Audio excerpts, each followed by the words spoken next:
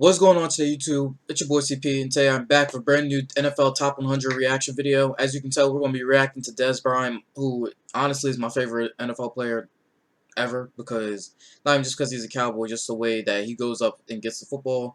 So I'm doing this Top 100 reaction a little differently, and I say that because normally I would do from the previous season, which would be the 2018-2019 season. However, this reaction video is from, well, the reaction itself is 2019, but this video that I'm reacting to is actually from the 2014-2015 season. So the reason why I decided to do Dez Bryant today is because today is actually Dez Bryant's birthday, and I've been seeing a bunch of Dez Bryant videos on social media, so I thought to myself, like, just do a reaction to Top 100. So yeah, if you haven't seen any of my previous Top 100 videos, I have a playlist on it. Just go to my channel, look for playlists, and it's labeled NFL Top 100. And make sure if you're new to the channel, subscribe. And I will be doing more Top 100 players, not even just Cowboys, but Seahawks, Cardinals, Patriots, all of them. So let's get started. Nobody is more passionate about the game of football than Dez. We're not done. People mistake from the outside his passion for the game We're playing for something. for losing it on the sidelines or being uncontrollable. Yeah, a lot of people, Dez will, I think what it is, the media confuses Dez as going off for when he's really just like, he may be talking loud, but he's not really trying to like just be angry. I don't think he's angry most of the time. I think he just talks loud, not only to get their attention, but to fire the team up. So that's what a lot of people confuse as like what they would call a temper tantrum or just an outburst. So I never really understood that. Like, the media tries to make it seem like, oh, he's just yelling at them, trying to make it seem like it's their fault, trying to make him look like he's selfish, but in reality, he's trying to get the team hyped up. Like, and just because he talks loud and he has an aggressive tone, that just means, oh, he's angry. And that's not even the case. Hey, let's lock in right now. Let's end it. Let's end it.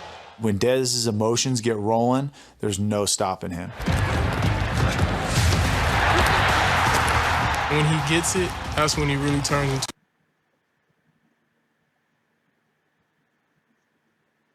into a beast. So, a lot of people, they say, they want to be like Odell Beckham. They want to play like Julio Jones, Antonio Brown. When I was in high school playing football, I wanted to play like I was Dez Bryant. I wanted to be Dez Bryant of high school football. And I didn't care what anybody said, because a lot of people threw dirt in my name regarding football. Like, you can't catch, you can't do this, you can't do that. To me, it was just noise, because I still went out there. I played my heart out every single down. And I feel like I never really got the opportunity in high school to show my true potential, because I don't want to say I never got in, because I did, but my reps were always limited because my coach and I never really saw eye to eye. So he didn't show me the level of respect that you're supposed to show, and I was never given a chance to even try to win the opportunity to be a starter. So I only started 2 games out of 4 years. He's Marshawn Lynch at the receiver position when he gets the ball in his hands. The catch that he had against the Jaguars, the crossing route, it was unreal what he did with the ball. I remember watching that game, and what was crazy is that game was played in London.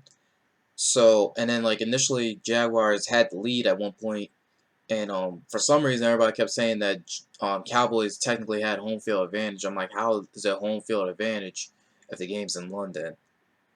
So that always confused me. And the last couple times we played Jacksonville, not only we beat them, we put up like 30 points on both the last 2 games, because I actually went to the Cowboys-Jaguars game back in 2018, where it was Dak Prescott, Ezekiel Elliott, but there was no Dez Bryant, and there wasn't even Amari Cooper there yet. So going back to this, what's crazy is when he catches the ball, he's not trying to avoid contact. He's actually looking for it. Like, he's not the type of guy that'll try to juke you or spin move. Like, he's going to try to run through you. That's one thing I like about Dez. He's not afraid to get hit. If anything, he delivers the hit more than any defensive back and some linebackers that are in the league right now. Very rare do wideouts look for contact, and I feel like he's one of those guys that embraces it. You know, he can catch a now pass or a bubble screen, and he can look for contact and look for ways to take it to the house. And I think he truly believes every time he touches it that he can score. This ball is thrown about 6 inches off the ground. He one-hands it with his left hand. 3 Redskin defenders come up to try to tackle him, and he says, really? Really? Yeah, see, normally you would see a receiver, after catching a screen pass, you would see them trying to, like, juke somebody or spin move or just try to get away from a defensive back. But instead, Bryant, he just lowers the shoulder and like, look, I'm getting to the end zone regardless of who tries to stop me. So you can go ahead and try all you want, but he's telling you, I'm not going to stop until I get to the end zone. Really? No. Touchdown Cowboys. Throw up the X.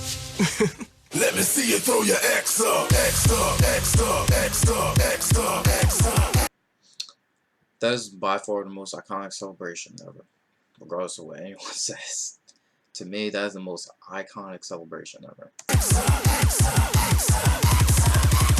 Now throw your X up.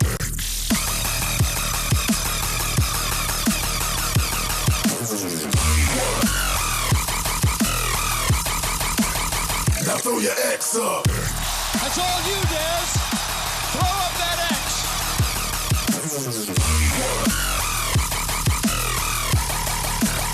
Now throw your X up.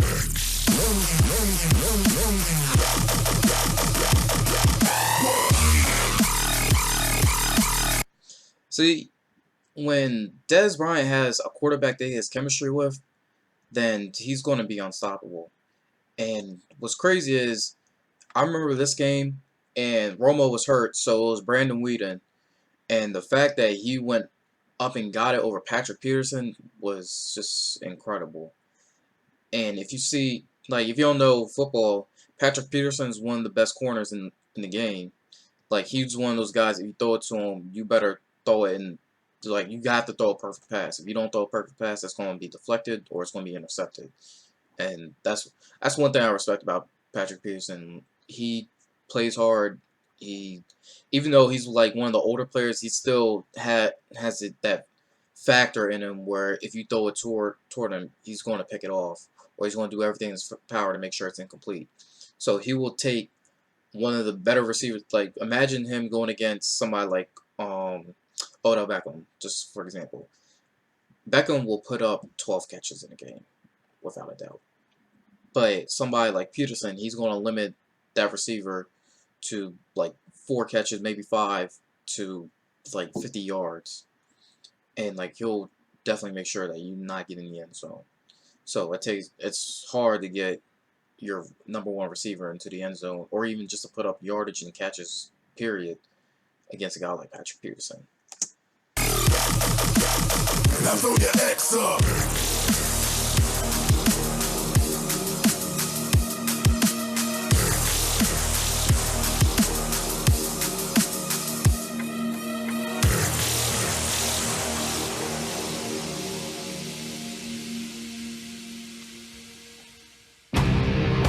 In the divisional playoffs, the NFL's...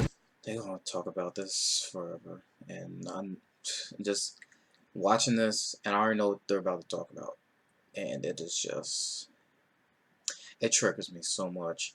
So, if you don't know what this is, so back in the 2014-2015 divisional playoffs, it was Cowboys versus the Packers. The Cowboys were trailing 21-26, and it was 4th and 2. And what happened was Tony Romo, he threw like a 25-30 yard pass to Dez Bryant. He went up for it, and he caught it. For some reason, overall, they tried to say that he didn't maintain possession. But the thing is, though, he went up for the ball, tucked it in his right arm, switched it to his left, and extended for the goal line. And what I don't understand, you go through all that and then you're going to try to say he didn't maintain possession. But I feel like it's the only reason why they allowed that because they didn't want to see Dallas in the conference championship. X-Man appeared to save the day with a superhero catch. 26-21. It's fourth and a very long two at the Green Bay 32 with under 5 minutes in the game. Blitz is coming. He throws a deep ball to the left side, and the ball is... Look, he went up for it. I'm trying to do the best. 5 minutes in the game. Blitz is coming. He throws a deep ball to the left side, and the ball is... See, he went up for it. There's a catch. Bryant! He switched, because you saw how he had it in his right arm, and then he switched it to his left so he could get for the goal line. And he extended out for it, which is considered a football move. And if you ask me, it looked like he was untouched. And even if it was touched, it will be at the 1. So I'm confused on how you're going to rule this an incomplete. The ball! Oh my goodness! They have thrown the challenge flag. What are they challenging? Should be touchdown. That's a catch. After review, it has been determined that the receiver did not maintain. See, that's the whole effect of home field advantage, because the refs are going to try to do whatever it takes to actually please the home crowd, regardless of what people may think. But there's a lot of times that's one of the things about home field advantage. So if you're playing at home, I don't want to say the refs are going to be in your favor more, but they're more likely to miss calls or try to play in your favor when you're the home team. That's just my opinion on it.